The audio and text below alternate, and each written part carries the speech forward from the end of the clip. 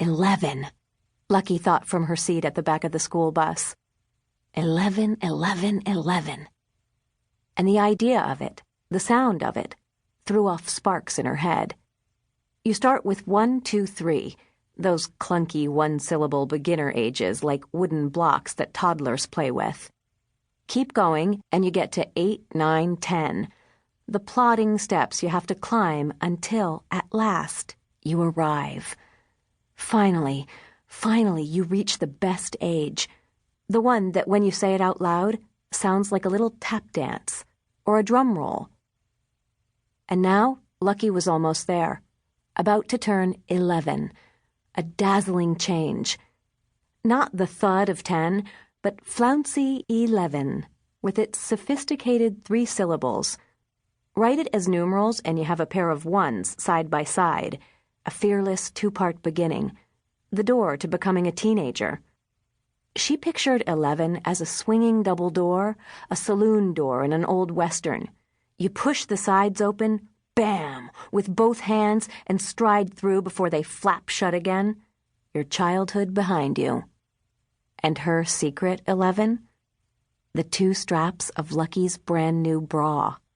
Her first.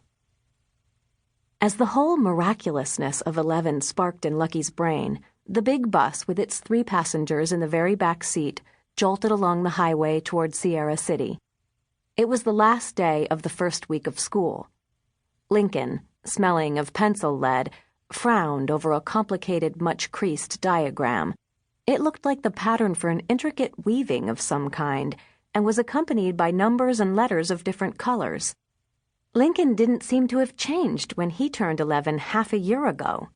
He still tied knots, always practicing and learning new ones. Miles, by the window, clutched a bubble-wrapped object in his small, grimy hands. "Lucky," Miles said, leaning forward to peer around Lincoln's diagram. "Look at my show and tell. It's a wing." Lincoln raised his paper without taking his eyes off it, allowing Lucky to reach across for the object, but Miles jerked back.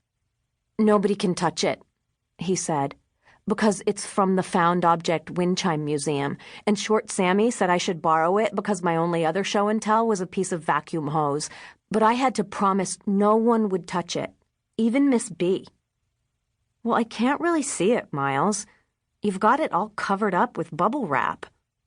"Yeah, so I'll do the tell part now and the show part when the bus stops, and you can look close, but you still can't touch it." Lucky knew that Miles took his responsibilities very seriously, for a 5 going on 6-year-old. "Okay," she agreed. "Okay," Miles echoed happily, settling back into his seat, cradling his object. After a minute, Lincoln folded his diagram and said, "So what is the tell part? What did you mean, that it's a wing?" "Oh, yeah," Miles said. "It's part of a brooch that got shot in half by a miner called Burro Bob about 100 years ago. You probably don't know what a brooch is. It's a pin." "A pin?" Lucky asked. "Yeah, like jewelry. Ladies wear them on their—" Miles's cheeks suddenly turned deep red. "Here." He pointed a dirty-looking finger at his chest. "So, this woman, her name was Paloma, got killed by a bullet right in her heart. She got fought over by 2 miners, Burro Bob and his partner, Frank the Fuse. Anyway, her name means dove in Spanish, and that's why Burro Bob made the pin in the shape of a dove. He made it out of garnets and quartz and some other thing. I think amnesia, all from mines around Hardpan." One corner of Lincoln's mouth twitched at the word amnesia, a tiny smile Lucky knew was meant for her but not Miles to see. "And Bob and his burro were digging this well for water, only they never found any, but Frank tried to take Paloma for himself, so Bob plugged him." Miles formed his hand as if it were a gun, aimed at the front of the bus, pulled the trigger, made the sound of a gunshot, and fell back in his seat from the recoil. But somehow, the bullet got Paloma instead. Miles jumped up to enact the part of the wounded Paloma, making agonized death sounds while clutching his chest to stop the bleeding.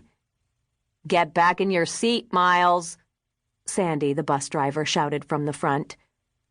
Miles slid onto his seat, still dying.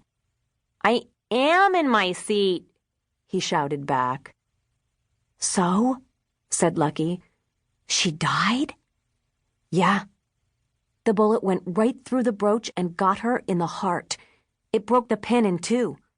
Sammy says the piece they found, Miles held up the wrapped object, is the wing of the dove, and the rest of the brooch is at the bottom of the well, which was, what's it called when they give up and quit working, like at a mine and close it? "Abandoned," Lincoln said. "Or condemned." "Yeah, abandoned."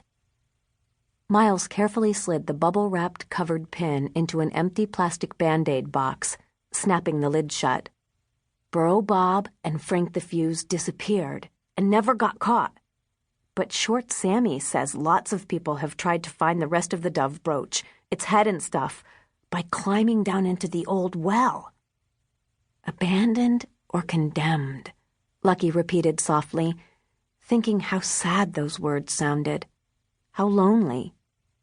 They could be words about wells, but they could also be words about people. "They should seal up those old wells," Lincoln said, gazing out the window. "They're dangerous."